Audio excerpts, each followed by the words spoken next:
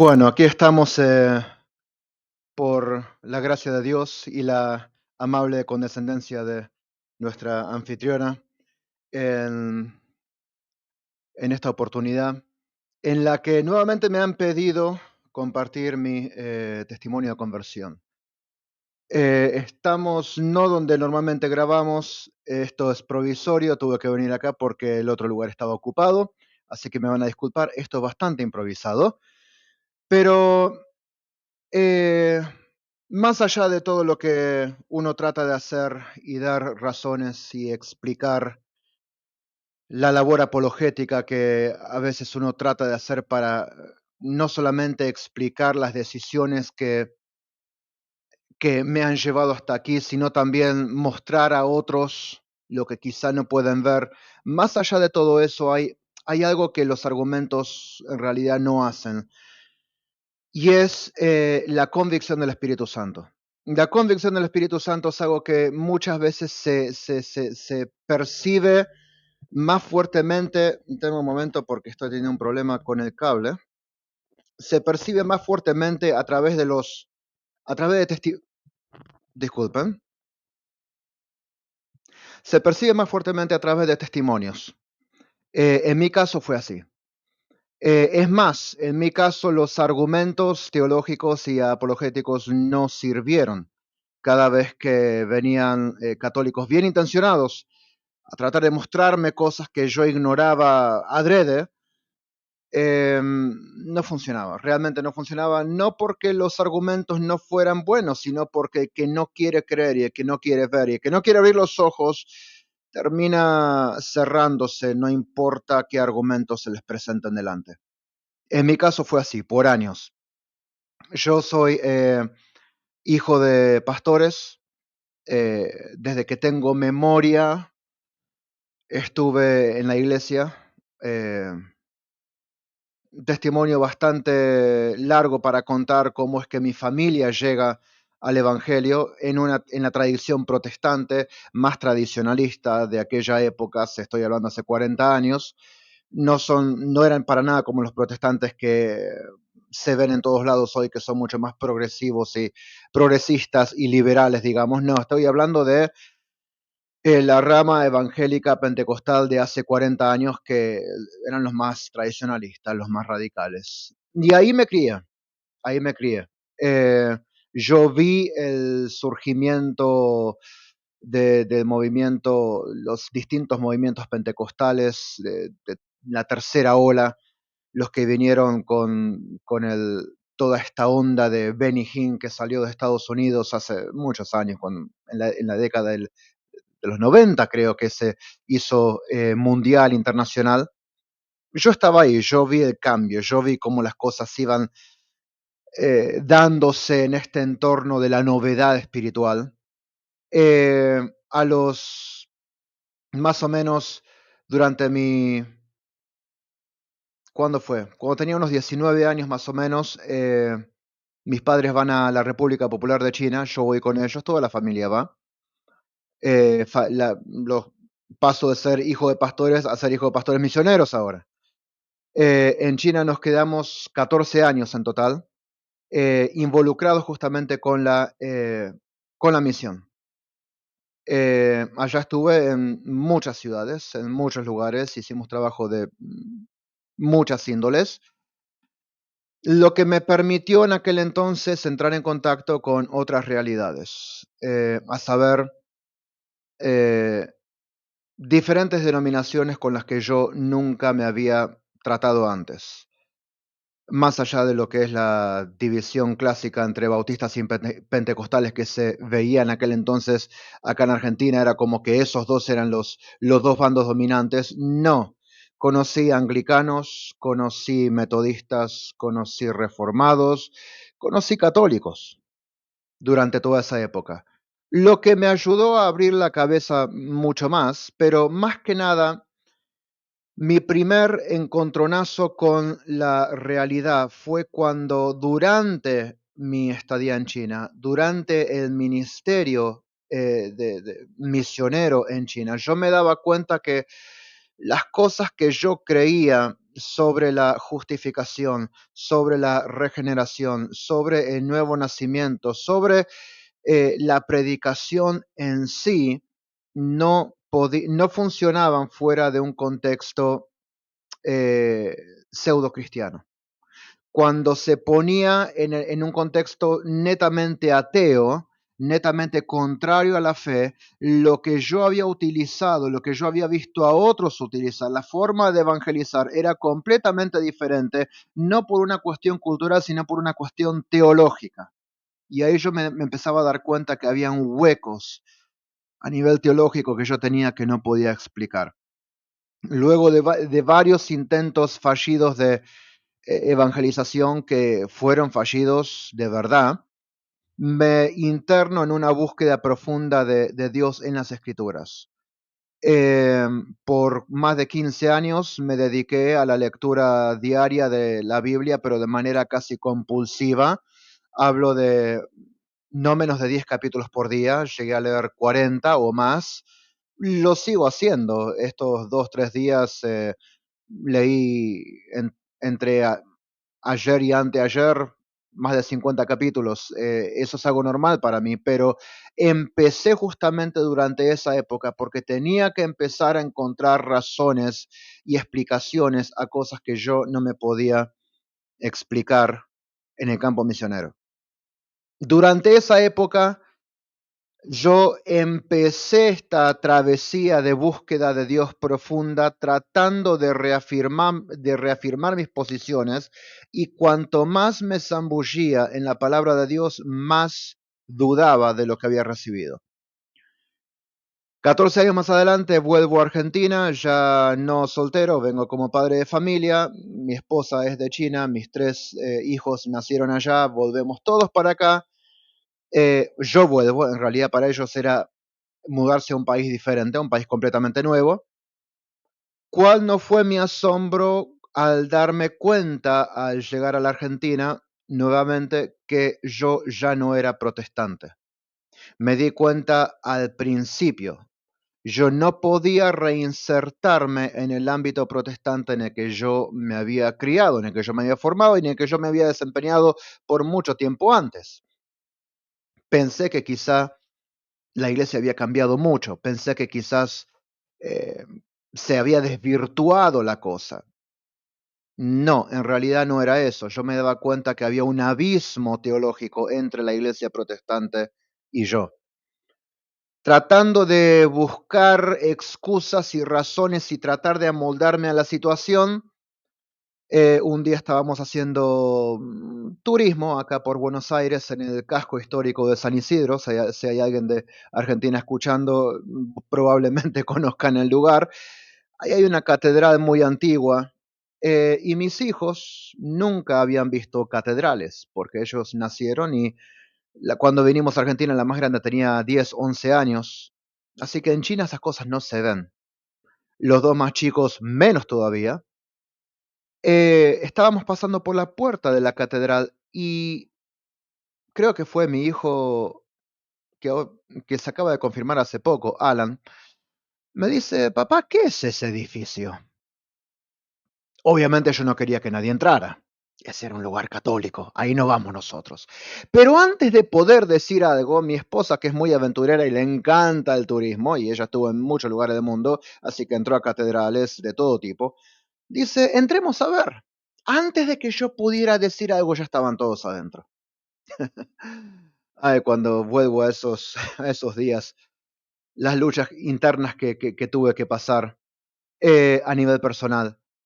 Entro yo atrás de ellos, veo que había gente rezando y les digo: "Shh, que se mantengan callados porque, por respeto por lo menos". El mismo que me había preguntado qué era ese edificio, ahora me pregunta: papá, ¿y qué son todas estas imágenes? Claro, de repente entran y ven estatuas de Cristo crucificado, ven estatuas de la Virgen, las estaciones de la cruz, o imágenes de los apóstoles, de los santos, episodios bíblicos. De repente estaba lleno de Biblia visual por todas partes. ¿Qué es este lugar? Y obviamente, como protestante de pura cepa, es más, yo hacía apología protestante en aquella época, Como protestante de pura cepa, de nuevo, yo escribí 3 libros de teología protestante. O sea, no era cualquier cosa, yo me tomaba la teología muy en serio. Obviamente libros que saqué del mercado. Y el último lo tuve que sacar de la imprenta cuando se dio mi conversión, porque estaba justo ahí, ahora voy a llegar ahí.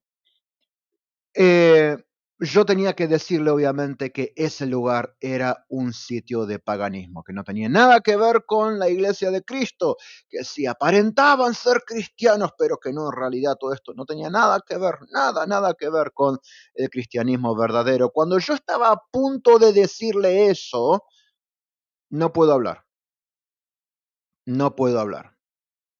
Eh, así que trato de nuevo, trato. Tenía que articular lo que quería decir y es como que tartamudeaba y no podía hablar.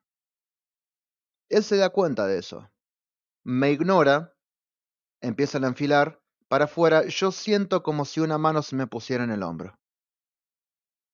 En ese momento me conmuevo muy profundamente, tenía que contener las lágrimas y yo no entendía por qué. Ese fue mi primer episodio. Obviamente, cuando me doy cuenta de lo que me estaba pasando, yo salí corriendo, literalmente corriendo de ese lugar. Mi idea era nunca más ponerme en esa situación. Eh, el tiempo pasa, yo continúo mi vida, nunca más pienso en este evento, en este episodio. No, yo no podía permitirme estas cosas. Debía estar confundido.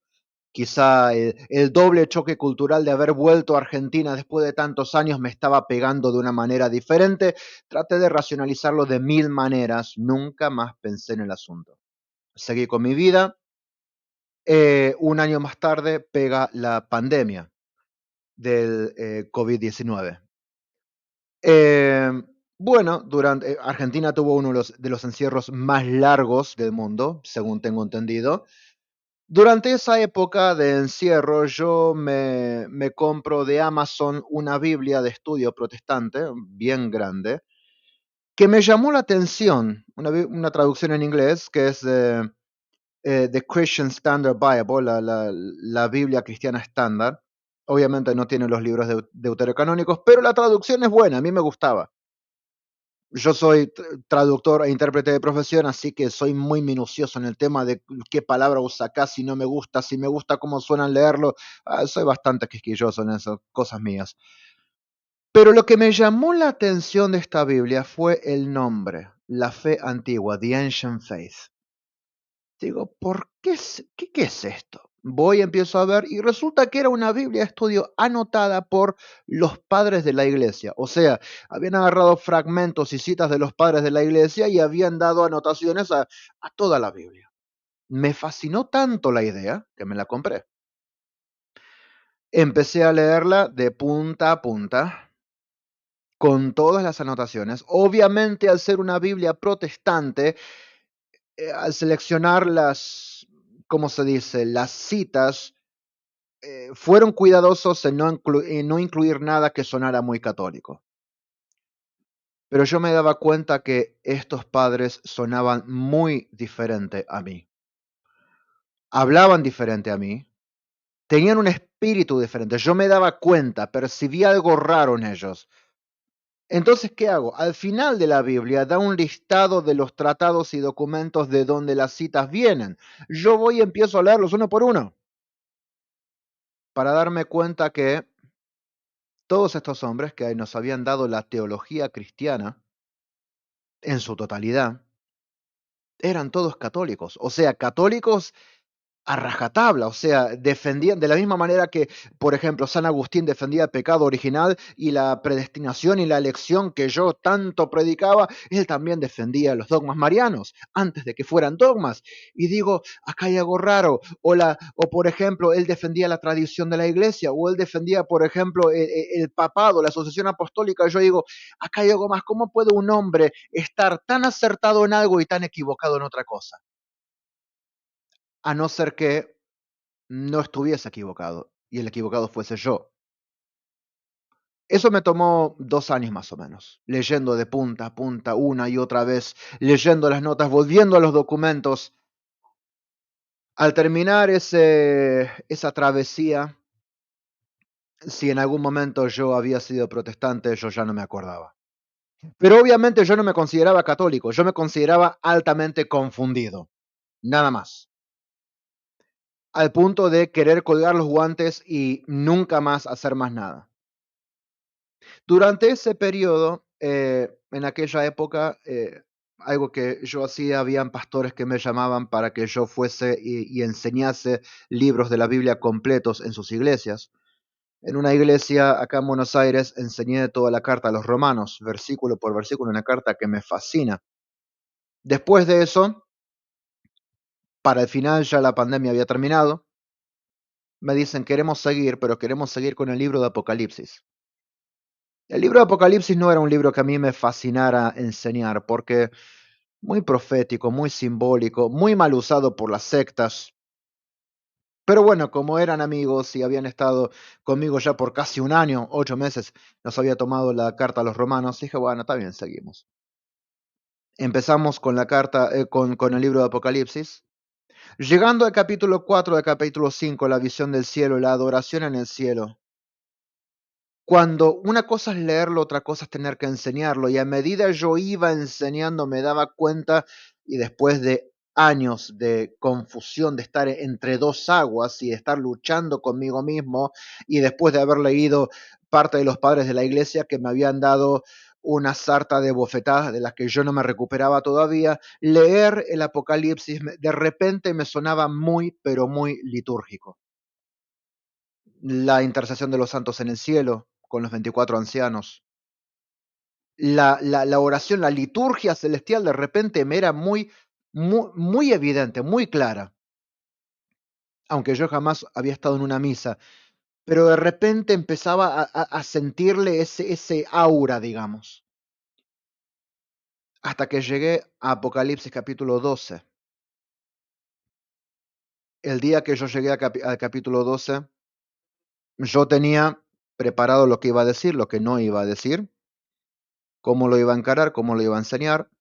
Tenía notas, páginas y páginas de notas, porque yo soy así. Para hablar media hora tengo 10 páginas de notas. Y normalmente estas clases eran mucho más largas, podían llegar a durar 2 horas.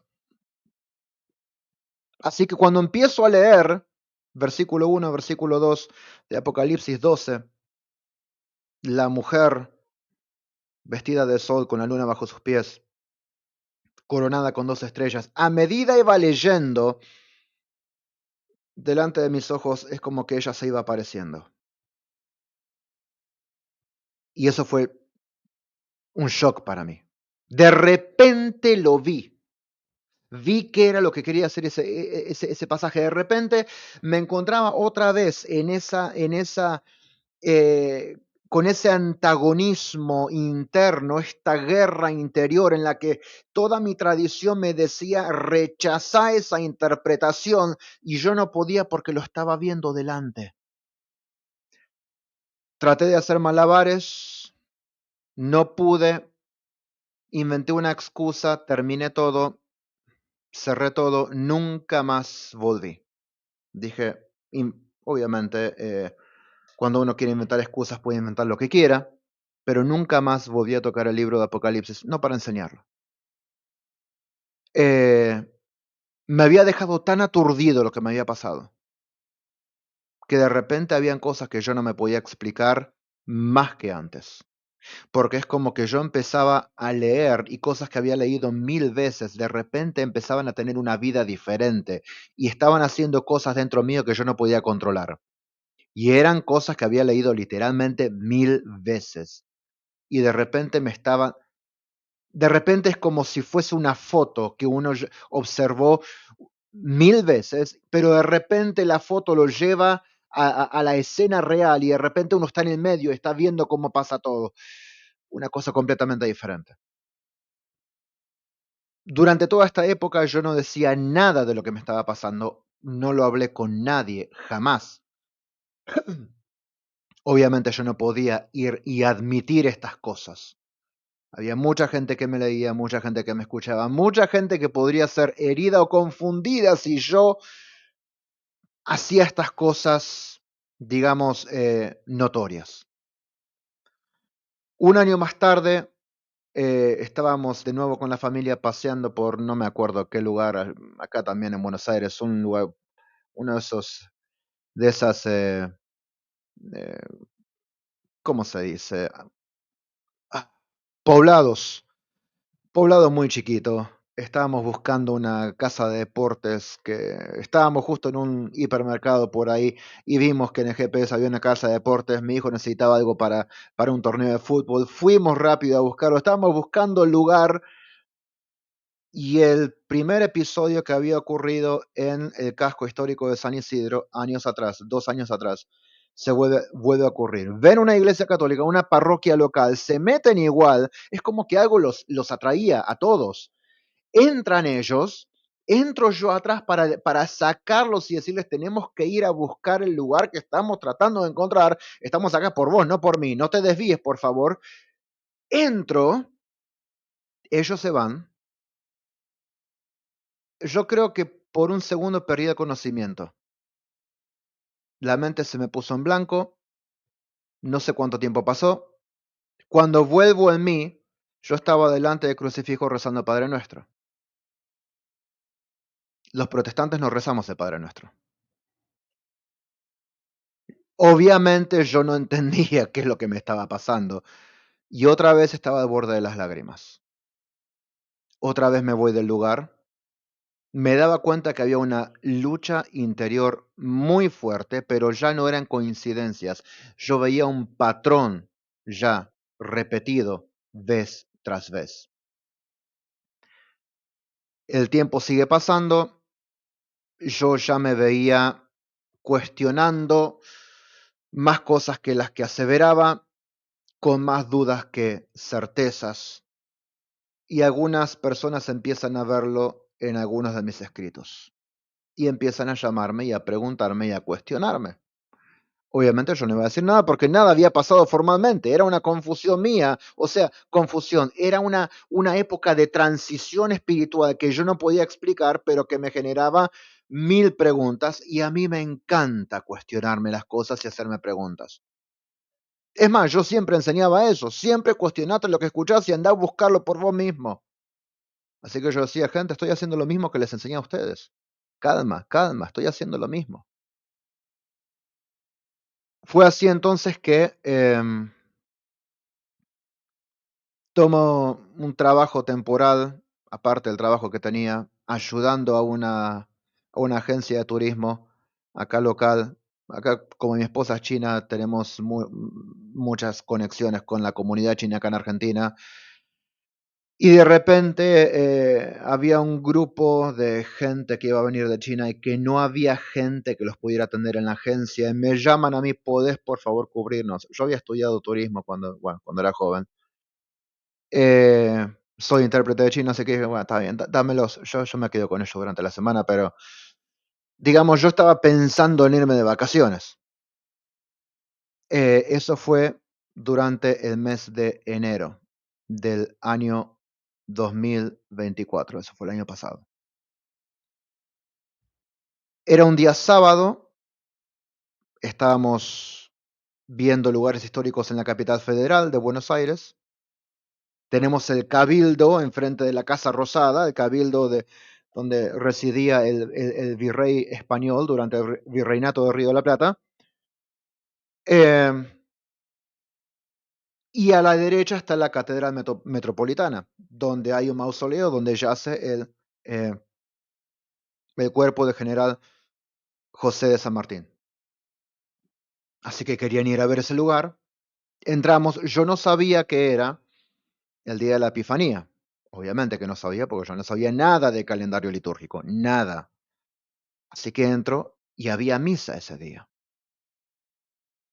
Ellos van, se sacan las fotos y yo les digo, callados, es un lugar muy grande, nadie nos notó. Pero yo me quedo entre ellos y cerca del obispo, tratando de escuchar lo que le estaba diciendo durante su homilía. Me quedo ahí unos 10 minutos, 15 máximo. Salimos del lugar y yo salía con la certeza de que había escuchado más contenido evangélico en esos 10 minutos de homilía que había escuchado que obviamente no había escuchado todo porque me tuve que ir, que en años había escuchado yo en una iglesia protestante. Eso me descolocó. Esta vez ya no era una catedral vacía, esta vez yo estuve ahí durante la misa, parte, minutos, y es como que alguien me hubiera tirado un anzuelo conectado con la caña y yo me fui, pero mi corazón quedó en ese lugar. Vuelvo después de esa semana, le digo a mi esposa de pasar, algo me está pasando desde hace tiempo. No sé por qué, pero siento que alguien me está tirando como por sogas hacia la iglesia católica. Ella viene de China, donde las denominaciones realmente no existen, porque es un ambiente de persecución, así que realmente mucha importancia no le dio a esto, pero para mí era crucial. Vamos de vacaciones a la ciudad de Mar del Plata, en Buenos Aires. Durante esos días, cada vez que pasábamos cerca, porque estábamos parando cerca de la catedral de Mar del Plata, no fue a propósito, encontramos un buen lugar ahí cerca, nos gustaba la zona céntrica, nos quedamos ahí. Cada vez que pasaba, yo me quedaba mirando las puertas de la catedral. Mi hija hace un chiste, mira, papá se encontró una nueva novia, algo que medio como que me molestó bastante. Pero ahí me di cuenta, a ver, todo el mundo se está dando cuenta. Los que te leen se dan cuenta de que estás medio ahí. La gente que te conoce ya está empezando a cuestionarte y hasta tu hija te está... ¿Por qué no sos sincero con vos mismo y te sacás la duda? Fue así. Así que ese día, ese mismo día, que era miércoles de ceniza, que yo no sabía que era miércoles de ceniza, obviamente que no, le digo a mi hija, por qué no te fijas en internet? Fíjate en el Google Maps, busca esta catedral, fíjate si dice los horarios de misa. Me dice, sí, hay dos misas hoy. Una a las 7:30, una a las 6:30 de la tarde, otra a las 7:30 de la tarde. Bueno, esta noche voy, dije. Fue así. Ella vino conmigo. Quizá me vio pálido y asustado y no quería que fuera solo. Ese día yo fui. Entré casi temblando. Entré como si realmente con miedo de lo que fuera a pasar en mí estando ahí. Pero en el momento que entré, sentí que después de casi 40 años estaba entrando a casa por primera vez. Es así como me sentí. La misa me pareció extraña porque yo nunca había estado en una. Las respuestas, las oraciones, no sabía nada, me sentía como que no sabía nada. Y durante la consagración, cuando el obispo dice, este es el Cordero de Dios que quita el pecado del mundo, sentí como que me desmoronaba por dentro. Sentí como, supongo, se habrá sentido Moisés cuando Dios le dijo, sacate las sandalias de los pies porque estás en tierra santa. Me sentí tal cual, tal cual. Ese día yo entré protestante confundido, salí católico, católico a rajatabla, sin saber un comino de lo que era catolicismo. Pero en mi interior yo, algo había pasado, no había vuelta atrás. Tenía 1000 preguntas, 1000 cuestiones teológicas que resolver, 1000 cosas que no entendía y no me importaba, yo sabía que había llegado a casa. La conmoción interior fue tal que por días no pude comer, fue un ayuno espontáneo, realmente perdí el apetito de todo y no hacía más que rezar. Pequeña acotación, fue la primera vez en 3 años más o menos que yo finalmente podía orar. Por años no había podido orar con sinceridad. Por años no había podido orar. Finalmente sentía como que estaba, como si Dios estuviera delante mío, como si Cristo se hubiera sentado en el sillón adelante mío y estuviese dispuesto a responderme todo. Me aprendí las oraciones del rosario y empecé a rezar el rosario. Al día siguiente, con mil torpezas, equivocándome cada 20 segundos, no me importaba, no me importaba. Había sido ella la que primero me había marcado cuando yo estaba enseñando el Apocalipsis, cuando llegué a Apocalipsis 12, fue ella la que primero me dio flechazo, tenía que transitar este camino. Lo hice. Rezaba 4 o 5 por día. Eh, Volví a Buenos Aires y recuerdo que en el camino dije, Señor, a ver, si esto es tuyo, si esto es realmente tuyo, necesito que hagas dos cosas. Primero, necesito que me traigas a alguien que me tome de la mano y que me ayude a transitar esto porque no hay forma en esta tierra que yo haga esto solo, no entiendo nada. Y segundo, tengo que poder ser como católico el cristiano que como protestante nunca fui. Es decir, basta de hipocresía, basta de doble rostro, basta de jugar a medias tintas.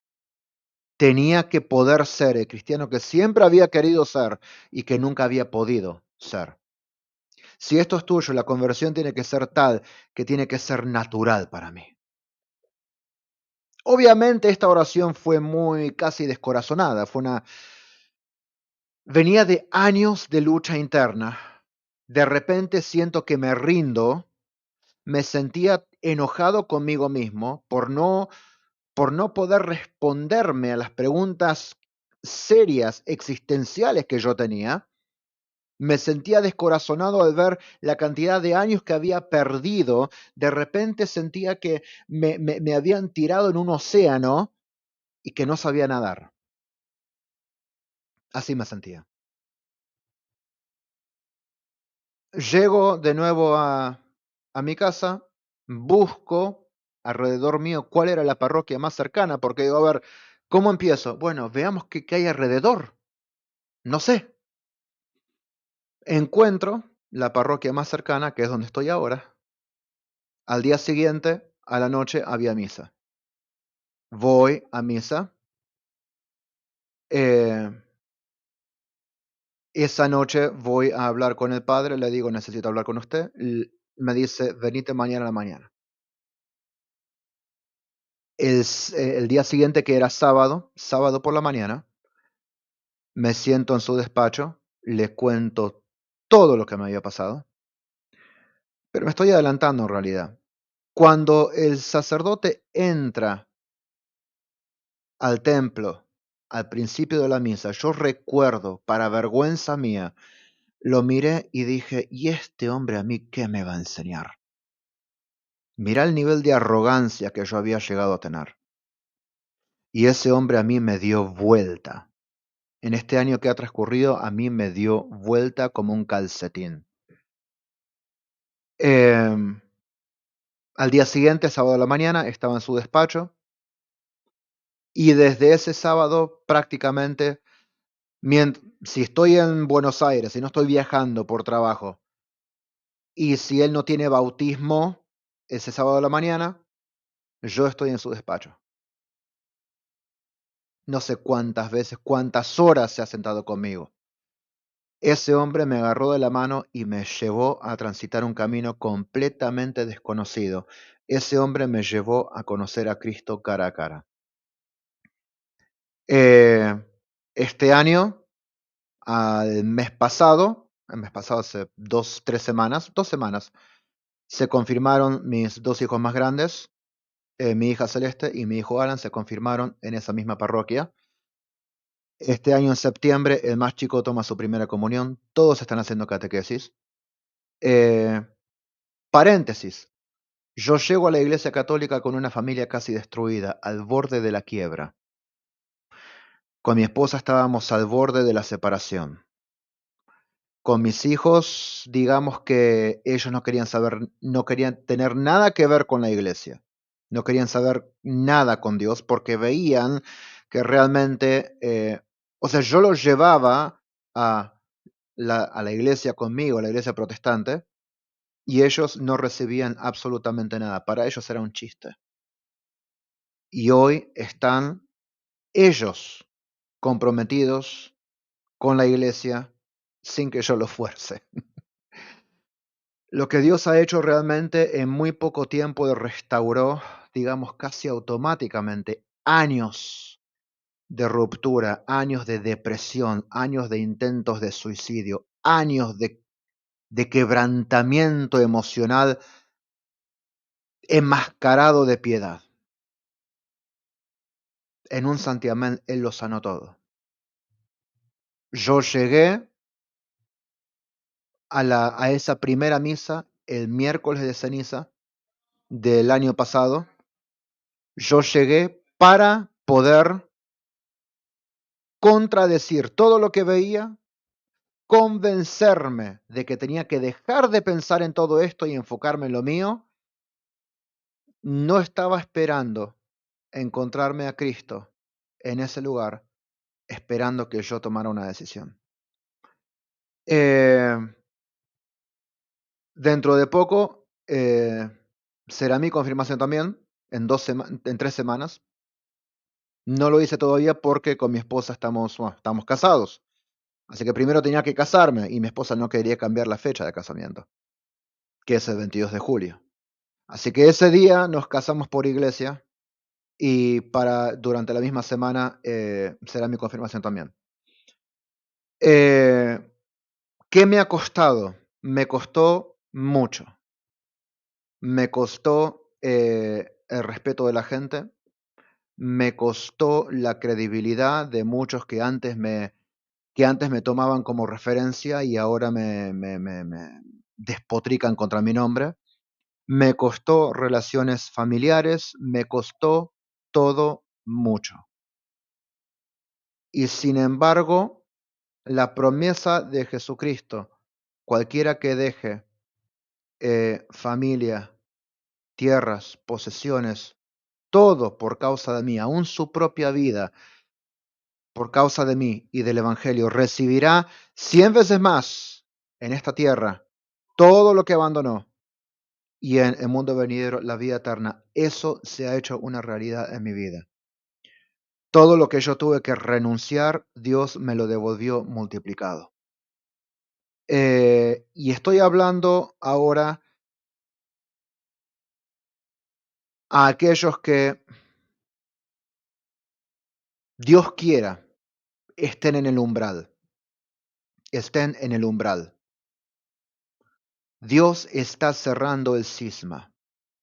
Estamos en una época, los años que vienen, vamos a ver conversiones masivas de protestantes a la Iglesia Católica. Ya lo estamos viendo, pero se va a evidenciar muchísimo más en los años que vienen.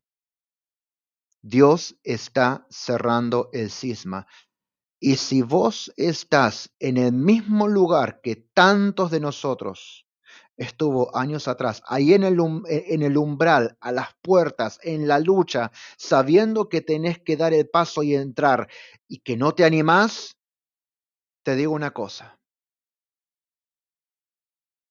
Vos podés dar la media vuelta y seguir con tu vida, como lo hizo el joven rico cuando fue a encontrarse con Jesús. ¿Qué tengo que hacer para heredar la vida eterna?